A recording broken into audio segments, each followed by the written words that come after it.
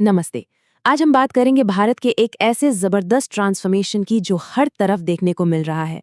ये एक कहानी है उस बड़े पैमाने पर हो रहे बदलाव की जो देश के भविष्य की रफ्तार तय कर रहा है। तो सबसे पहला और सबसे बड़ा सवाल यही है कि आखिर कोई देश अपना भविष्य बनाता कैसे है। यही सवाल हमें भारत की स्ट्रेटेजिक डेवलपमेंट की कहानी को समझने में मदद करेगा कि कैसे एक देश अपनी किस्मत खुद लिख रहा है। तो इस पूरे सफर को समझने के लिए हम इसे 6 हिस्सों में देखेंगे। ये वो 6 पिलर्स हैं जिन पर भारत की ग्रोथ स्ट्रैटेजी टिकी हुई है। हाँ, तो सेक्शन 1, भारत की आरोही यात्रा। देखिए, 1947 में आज़ादी के बाद से सफ़र तो बहुत लंबा रहा है, लेकिन आज हम जिस दौर की बात कर रहे हैं ना, वहाँ बदलाव की जो स्पीड है वो पहले कभी नहीं देखी गई। अब आते हैं सेक्शन 2 पर कि कैसे भारत वर्ल्ड स्टेज पर अपनी जगह बना रहा है। अब वो जमाना गया जब भारत सिर्फ एक पार्टनर हुआ करता था।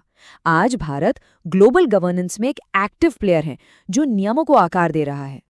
और ये हो कैसे रहा है? भारत की विदेश नीति अब किसी एक कैंप में बंधी हुई नहीं है। एक तरफ क्वाड है तो दूसरी तरफ ब्रिक्स प्लस। ये दिखाता है भारत का मल्टी अलाइंड अप्रोच। मतलब हम सबके साथ हैं, लेकिन सबसे पहले हमारे नेशनल इंटरेस्ट्स हैं। अब जैसे क्वाड को ही ले लीजिए। इसे अक्सर सिर्फ एक मिलिट्री अलायंस के तौर पर देखा जाता है, लेकिन ऐसा है नहीं। इसका असली मकसद है एक फ्री और ओपन इंडो पैसिफिक रीजन को बनाए रखना, समुद्री सुरक्षा को बढ़ाना और टेक्नोलॉजी में सहयोग करना। और ये तीनों ही चीज़ें भारत के लिए स्ट्रेटेजिकली बहुत बहुत ज़रूरी हैं। और फिर G20 की प्रेसिडेंसी, वो तो एक गेम चेंजर थी। भारत ने इस मौके का इस्तेमाल ग्लोबल साउथ की आवाज़ बनने के लिए किया। अफ्रीकन यूनियन को परमानेंट मेंबर बनवाना इसी का एक बड़ा उदाहरण है। और साथ ही ग्लोबल बायोफ्यूल्स अलायंस को लॉन्च करना, ये दिखाता है कि भारत क्लीन एनर्जी को लेकर कितना सीरियस है। ऑलराइट, तो दुनिया में अपनी जगह बनाने के साथ साथ देश के अंदर भी एक बहुत बड़ी क्रांति चल रही है। और ये क्रांति है इंफ्रास्ट्रक्चर की, फिजिकल भी और डिजिटल भी। जरा इस नंबर को देखिए, 83,677 किलोमीटर। ये भारतमाला प्रोजेक्ट के तहत बनाए जा रहे नए हाईवेज हैं। ये सिर्फ सड़कें नहीं हैं, ये देश की नई इकोनॉमिक आर्टरीज हैं जो ट्रेड और कॉमर्स की रफ्तार को पूरी तरह से बदल देंगी। और इसका असर क्या होगा? देखिए, अभी नेशनल हाईवे पर करीब 40% माल ढुलाई होती है। भारतमाला के बाद ये बढ़कर 80% हो जाएगी। मतलब सामान ज्यादा तेजी से एक जगह से दूसरी जगह पहुंचेगा, लॉजिस्टिक्स का खर्चा कम होगा और बिजनेस करना और आसान हो जाएगा। और ये कहानी सिर्फ सड़कों की नहीं है। एशिया के सबसे बड़े रेल नेटवर्क पर भी मॉडर्नाइजेशन का काम तेजी से चल रहा है। वंदे भारत ट्रेनें इसका सबसे बड़ा सबूत हैं। ये सिर्फ स्पीड और कंफर्ट की बात नहीं है, ये मेक इन इंडिया की ताकत का भी प्रतीक है। अच्छा, ये सब डेवलपमेंट्स तो ठीक है, लेकिन एनवायरनमेंट का क्या? तो चलिए अब इसी पर आते हैं, एक ग्रीन फ्यूचर को पावर देने पर। बात करते हैं रिन्यूएबल एनर्जी में भारत की अचीवमेंट्स की। और यहाँ एक बहुत बड़ी खबर है, भारत ने 2030 का जो अपना रिन्यूएबल एनर्जी का टारगेट था, उसे 5 साल पहले 2025 में ही पूरा कर लिया है। 250 गीगावाट की नॉन फॉसिल फ्यूल कैपेसिटी। ये एक बहुत बड़ी कामयाबी है और ये दिखाती है कि क्लाइमेट एक्शन सिर्फ बातों में नहीं, काम में भी है। और भारत ये कैसे कर रहा है? किसी एक सोर्स पर डिपेंड होकर नहीं। सोलर एनर्जी सबसे आगे है, बिल्कुल, लेकिन साथ में विंड, हाइड्रो और बायो एनर्जी का भी बड़ा रोल है। ये डाइवर्स मिक्स न सिर्फ एनर्जी सिक्योरिटी देता है, बल्कि एक सस्टेनेबल फ्यूचर की नींव भी रखता है। और लॉन्ग टर्म विजन क्या है? COP26 में भारत ने 2070 तक नेट जीरो एमिशन का टारगेट रखा है। ये एक बहुत बड़ा कमिटमेंट है। इसका सीधा मतलब है कि आगे का हर डेवलपमेंट पर्यावरण को ध्यान में रखकर ही किया जाएगा।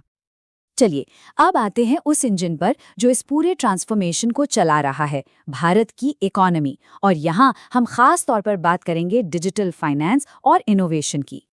जरा इस सफर पर एक नजर डालिए। 1947 में हमारी इकोनॉमी थी करीब 2.7 लाख करोड़ रुपए की, और 2025 तक ये 325 लाख करोड़ रुपए से भी ज्यादा होने का अनुमान है। ये ग्रोथ बस कमाल की है। और इस ग्रोथ का एक बहुत बड़ा हिस्सा डिजिटल है। हर महीने 12 अरब से ज्यादा ट्रांजैक्शंस सिर्फ यूपीआई पर। यूपीआई ने पैसे के लेन देन का तरीका ही बदल दिया है। ये सिर्फ टेक्नोलॉजी नहीं, ये एक सोशल रेवोल्यूशन है जिसने 4.5 करोड़ से ज्यादा लोगों को फॉर्मल बैंकिंग सिस्टम से जोड़ा है।